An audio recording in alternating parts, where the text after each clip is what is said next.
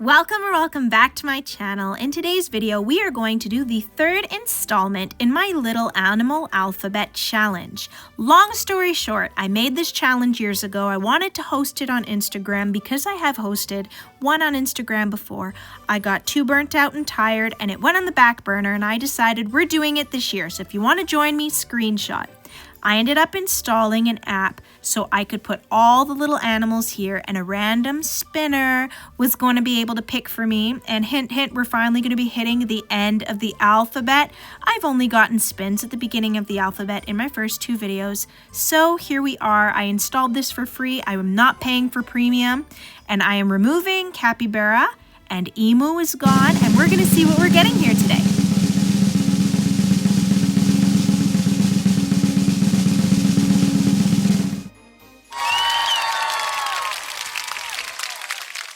So there we have it, V for vole. If you're wondering what a vole is, just stick with me here. I'm gonna get a chart and everything.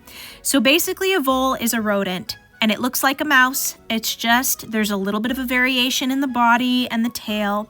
And I'm going to show you guys this as we're scrolling along, and yes, I will show you guys a chart. Fun fact, I'm actually terrified of rodents in real life. I love to look at them on the screen. I love to see them all anthropomorphic, like think Beatrix Potter, stuff like that. I love when they're wearing clothes, and I don't even mind drawing them. I think they're so cute and darling away from me and not in real life.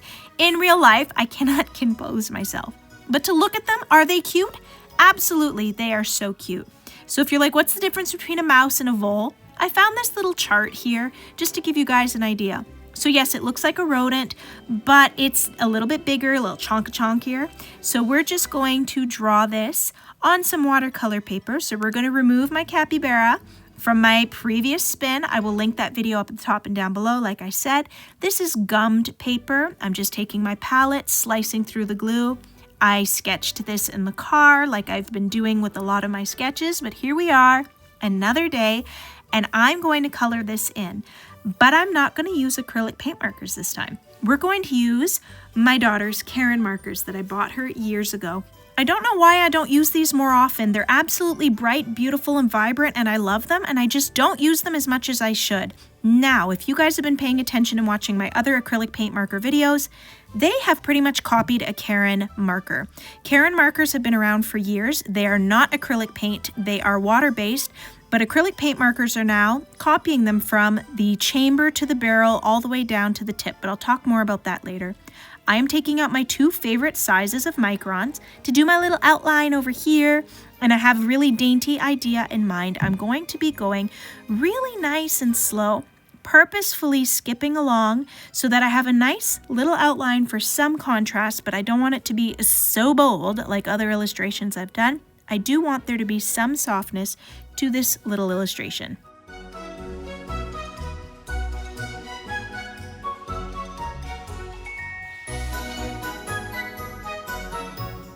Is anybody else just so eager for spring this year? I don't know why, but this winter in particular for where I'm living was like extra long, extra cold, and I'm extra fed up.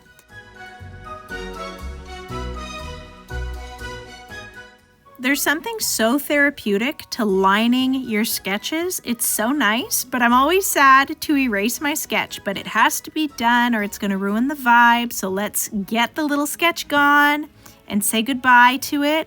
And here we have it, a cute little vole inside a tulip, and I'm really excited to see how it turns out.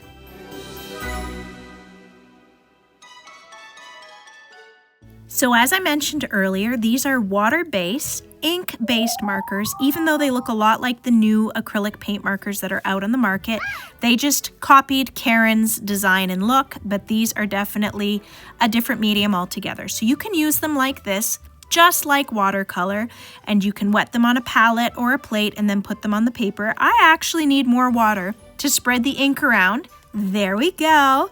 And you can use it as a paint like that. Or, of course, you can use them as a marker directly on the paper and then wet them and use them like a watercolor. They're very versatile. You can use them on top of other mediums, and they're great for mixed media or just watercolor if that's what you choose. I have to say, I really love the color range and I love how bright the colors are, but they blend absolutely beautifully. I know you guys aren't really seeing it right now. It's kind of blotchy, but it does really come together after in the end. And I do kind of want my background to have a mixture of greens, and I do want some texture, so it is intentional. But every time I use it, I'm so blown away with how beautiful and bright and vibrant the colors are, and I'm very happy, and I'm going to have to make myself use them more often. They have a gorgeous color range, and you know what I realized during this challenge? I have never swatched them all out, and I'm going to have to. Look how beautiful and vibrant the colors are. Now, it's normal if your paper buckles. There's a lot of moisture, but this is a watercolor paper block, and it really holds everything down nicely.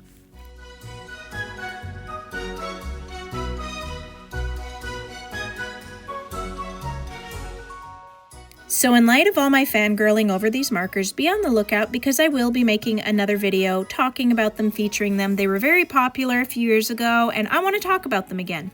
But right now we're going to talk about making this piece pop a little bit more with some colored pencils. I want a vignette after I color in this cute little vole. Just the eyes and giving it some actual fur is really tying the piece together. It's making it pop. It's making me love it even more. I've been loving doing mixed media pieces and putting colored pencil over top watercolor illustrations as well as any alcohol marker illustrations. And as per usual, I'm sharing the beautiful chaotic mess that people usually don't share, but I find life is so curated and perfect on the internet, and I just love the mess. That's all part of the process, and I think it's beautiful, and I just wanted to share that part with you guys. So here's my piece all finished. I'm really glad I didn't do paint markers again for this one, and I branched out and used a different medium. So just like my first two in this installment, if you would like to have some affordable art and you would like to support me and would like this illustration, it's 4x6, it's really cute, it's affordable, it's in Canadian dollars, which is even less dollars for my American friends. And I will make it available in my shop at the link down below.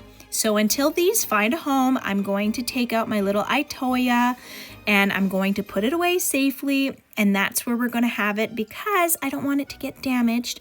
I'm not trying to push this product because I'm sponsored. I just really like it. This is my 9x12. I have some portfolios in different sizes and I just decorated them with cute little stickers from the dollar store. I just really like these because they keep your art safe, the colors don't fade, and if you're an artist or somebody with a lot of artwork and you want to keep some of your stuff, or if you want to sell it, whatever, I highly recommend you have this, especially if you have children or animals. You don't want your stuff getting damaged. So here's from video 1, video 2, video 3, and I'm putting them all away just to keep them safe and sound until they find a new home or a little frame that I can pop them into. So if you guys are interested in owning any of these, I will link them down on my website down below. Super affordable, super cute, nice pop of color. And if you guys enjoyed this video, please let me know. Let me know what animal you hope I get. If you're going to join me in my little challenge, just come talk to me in the comments. And I hope to see you guys in the next video. Bye, y'all.